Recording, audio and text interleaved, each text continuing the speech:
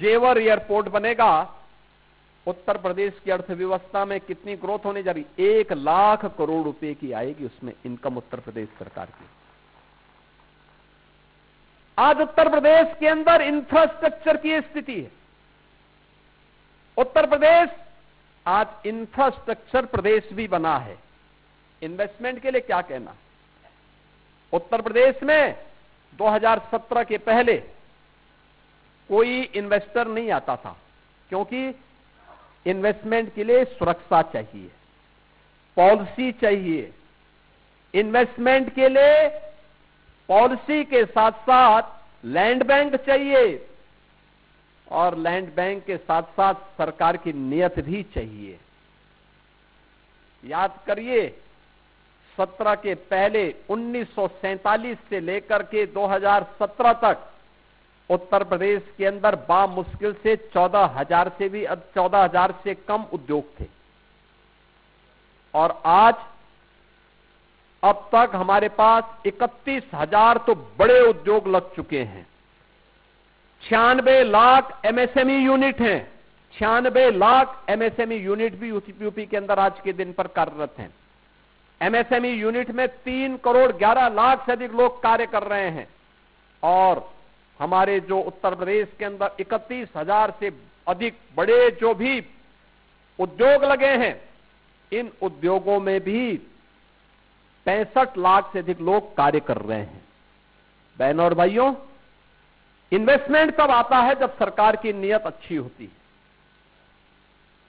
17 के पहले तो ये मान लिया गया था, यानी जो लोग हमारी आस्था को अंधविश्वास बोलते थे, वे नोएडा नहीं जाते थे। वे नोएडा नहीं जाते थे क्योंकि उनको लगता था नोएडा जाएंगे तो कुर्सी से उतर जाएंगे। और जब मैं आया, मुख्यमंत्री बना, मुझे मुख्यमंत्री का दायित्व दिया गया, तो मैंने कहा अभी नोएडा जाएंगे। लोगों ने कहा मुख्यमंत्री नोएडा जाता था, हट जाता। मैंने कहा भी कुर्सी बाद में जाए, आज जाए, अच्छा आज ही चली जाए, लेकिन नोएडा जाएंगे। अगर प्रदेश का भला होगा तो हम नोएडा जाएंगे, और नोएडा के विकास की जो वहां पे बैरियर है, इन बैरियर को हटाएंगे। आज नोएडा, ग्रेटर नोएडा विकास के पथ पर अग्रसर है, देश के विकास में योगदान दे रहा है। अगर हम लोग नोएडा नहीं जाते तो देश के अंदर, बहनों और भाइयों, 55% मोबाइल का मैन्युफैक्चरिंग यूपी नहीं कर पाता है। इलेक्ट्रॉनिक कंपोनेंट का जो 60% निर्माण देश के अंदर हो रहा है, वो यूपी में नहीं हो पाता, क्योंकि मुख्यमंत्री के लिए तो वहां जाना एक अपशकुन बना दिया था। वो अपशकुन यूपी के लिए बनाया गया था, मुख्यमंत्री उसका एक माध्यम बना था। हम लोगों ने कहा अपशकुन को उखाड़ फेंकेंगे, विकास में इसको बाधा नहीं बनने देंगे। आज हम लोगों ने उसको भी दूर किया है। उत्तर प्रदेश बेहतरीन डेस्टिनेशन बनकर के निवेश का आगे बढ़ा है। अभी तो जापान से, सिंगापुर से, जर्मनी से बड़े पैमाने पे निवेश के लिए निवेशक यूपी में आने वाले हैं। अभी से उनके पत्र आने प्रारंभ हो गए हैं। इस पे सरकार ने काम करना प्रारंभ कर दिया है।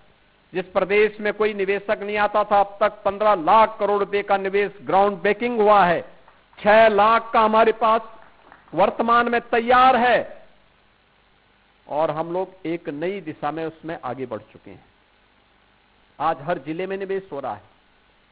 आज हमारे पास लैंड बैंक है, व्यापक लैंड बैंक है, 34 सेक्टोरल पॉलिसीज हैं, निवेश मित्र है, निवेश सारथी है। इस दिशा में प्रदेश आगे बढ़ा है। किसानों के लिए अन्नदाता किसान समझने के लिए इतना पर्याप्त है। उत्तर प्रदेश में सरकार ने पहला डिसीजन अन्नदाता किसानों के लिए लिया था, और अन्नदाता किसानों के लिए जो निर्णय लिया था, वह निर्णय ऋण माफी का था, और ऋण माफी से आज किसान सम्मान निधि तक की इस यात्रा में उत्तर प्रदेश की ग्रोथ रेट एग्रीकल्चर के क्षेत्र में, आपको ग्रोथ रेट देखना है तो हमारे कृषि मंत्री की सेहत को देखकर अंदाजा लगा सकते हैं। 8.5% से बढ़कर के यह 18% हुआ है। 18%। देश के अंदर आज के दिन पर उत्तर प्रदेश कृषि विकास के सबसे तेज गति के साथ आगे बढ़ने वाला राज्य है। अब हमारा अन्नदाता किसान आत्महत्या नहीं करता है। अकेले गन्ना किसानों के बारे में जो चर्चा हो रही थी, याद करिए 2012 से लेकर के 2017 के बीच कुल 95,000 करोड़ रुपए का गन्ना मूल्य का भुगतान हुआ। और बहनों और भाइयों, हमने 17 से अब तक इन 9 वर्षों में 3,16,800 करोड़ रुपए का गन्ना मूल्य का भुगतान अन्नदाता किसान को किया है। कोई तुलना है 95,000 में और 3,16,800 करोड़ रुपए में? ये है परिवर्तन, ये परिवर्तन है। आज अन्नदाता किसान को जो 2017 में गन्ना किसान को पर कुंटल का दाम मिलता था 300 रुपये पर कुंटल, आज हम उसको 400 रुपये पर कुंटल उपलब्ध करवा रहे हैं। घटतोली बंद, पर्ची की समस्या का समाधान, प्रोक्योरमेंट किसान से सीधे हो रहा है। धान हो, गेहूं हो, सरसों हो, तिलहन हो, दलहन हो, बाजरा हो, मिलेट हो, ये सबकी सबको हम खरीद रहे हैं। मक्का हो, इन सबकी खरीद सरकार सरकारी क्रय केंद्र में करती है और मिनिमम सपोर्ट प्राइस तय करती है।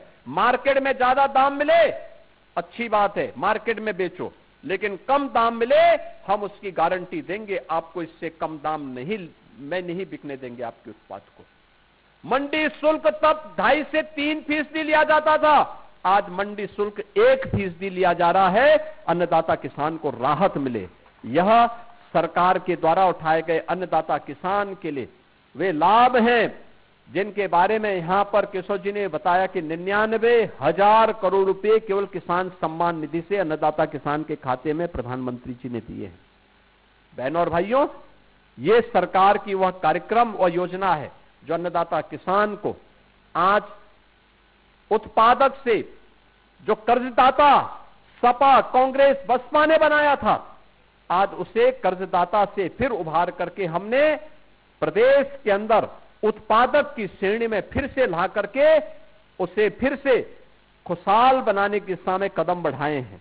और अब तो हमारा किसान 1-2 नहीं 3-3 फसल ले रहा है। सिंचाई की सुविधा बढ़ी है। प्रदेश में 56 लाख हेक्टेयर में अतिरिक्त सिंचाई की सुविधा इस दौरान हुई है। पहली बार हुआ है कि जो भी ट्यूबवेल थे, प्राइवेट ट्यूबवेल थे, उन प्राइवेट ट्यूबवेल में फ्री में बिजली की व्यवस्था सरकार दे रही है। और अभी जो 23 लाख ट्यूबवेल अभी डीजल से संचालित हो रहे हैं, इस बार बजट में पैसा दिया गया कि हम सोलर पैनल दे करके उन ट्यूबवेल को भी, उन किसानों को भी उससे मुक्त करवाएंगे और प्रदेश के अंदर अन्नदाता किसान को खुशहाल करने की दिशा में कदम बढ़ाएंगे। महिलाओं के कल्याण के लिए सरकार के द्वारा इस दौरान जो कार्य किए गए, प्रदेश के अंदर 9 लाख से अधिक जो भर्ती हुई है, बहन और भाइयों मुझे बताते हुए प्रसन्नता है, इसमें 1,75,000 से अधिक केवल बेटियां भर्ती हुई हैं, बेटियां भर्ती हुई हैं प्रदेश की। 1 करोड़ 10 लाख से अधिक महिला स्वयंसेवी समूह आज प्रदेश के अंदर आजीविका दीदी के रूप में प्रदेश के अंदर उद्यमी बनकर के काम कर रही हैं। और इस बार के बजट में महिला उद्यमी स्कीम के अंतर्गत हम लोगों ने अलग से पैसे की व्यवस्था उनके लिए भी की है। बेटी बचाओ बेटी पढ़ाओ का प्रधानमंत्री जी का अभियान रहा हो या फिर कन्या सुमंगला योजना में बेटी के जन्म लेने से लेकर स्नातक तक 25,000 का पैकेज और बेटी की शादी के लिए 1 लाख रुपए की सहायता, सामूहिक विवाह योजना में यह आज दे रहे हैं। और मुझे प्रसन्नता है कि 5 लाख से अधिक बेटियों की शादी मुख्यमंत्री सामूहिक विवाह योजना के माध्यम से अब तक संपन्न करने में हमें मदद मिली। निराश्रित महिला हो, वृद्ध जन हो, दिव्यांग जन हो, 1 करोड़ 6 लाख से अधिक ऐसे परिवारों को, 1 करोड़ 6 लाख से अधिक ऐसे परिवारों को आज प्रदेश सरकार 12,000 रुपए सालाना पेंशन की सुविधा उपलब्ध करवा रही है।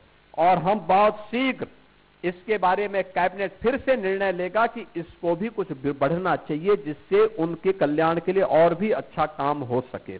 इस दिशा में महिलाओं के कल्याण के लिए और अब तो सरकार ने तय किया कि स्नातक और प्रास्नातक में मेरिटोरियस बेटियों को हम स्कूटी भी उपलब्ध करवाएंगे, उनको और पढ़ने के लिए आगे बढ़ाने के लिए।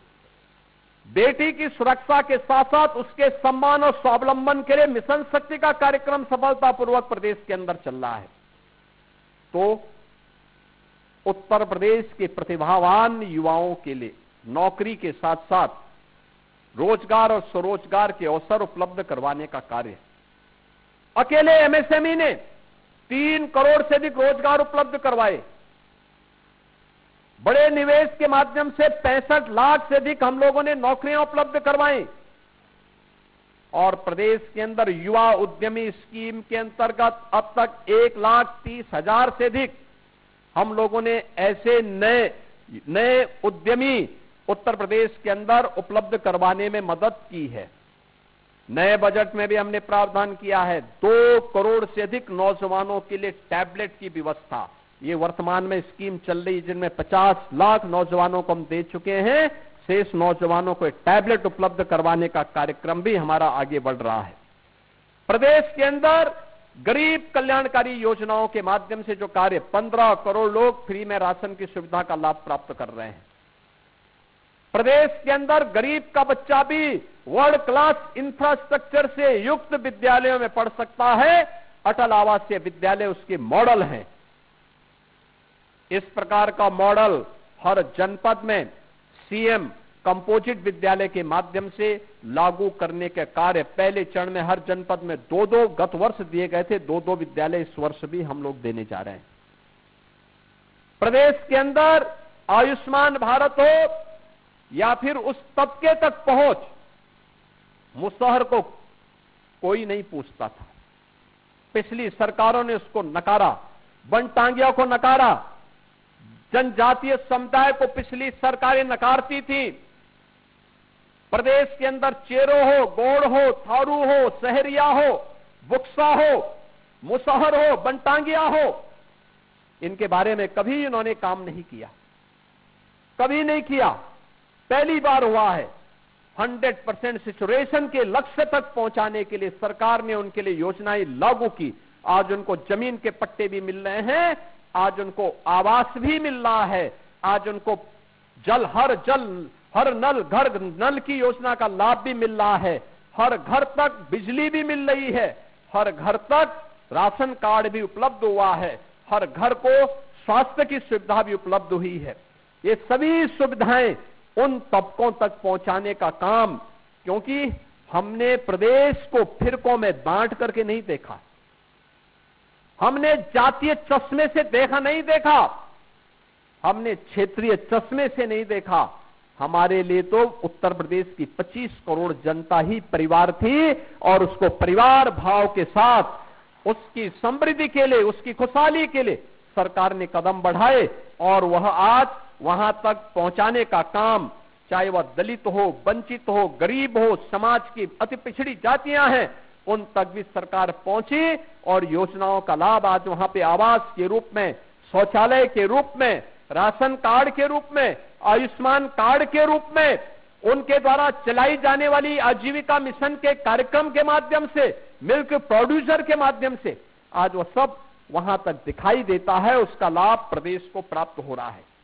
बहनों और भाइयों, सुशासन के इस लक्ष्य को प्राप्त करने के लिए शिक्षा के क्षेत्र में जो कार्य हुआ है, आपने देखा होगा पाठक जी जो अपने भाषण में कह रहे थे, बेसिक शिक्षा परिषद की स्कूलों में बेटियां नंगे पैर जाती थी, फटे कपड़े होते थे।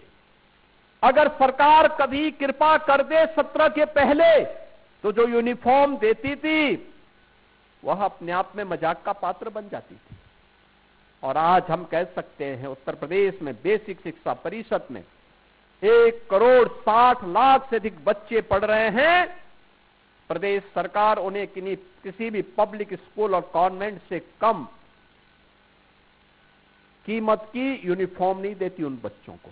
2 uniform, bag, books, shoes, socks, sweater, ये सभी उपलब्ध करवाती है। ऑपरेशन कायाकल्प में हमारे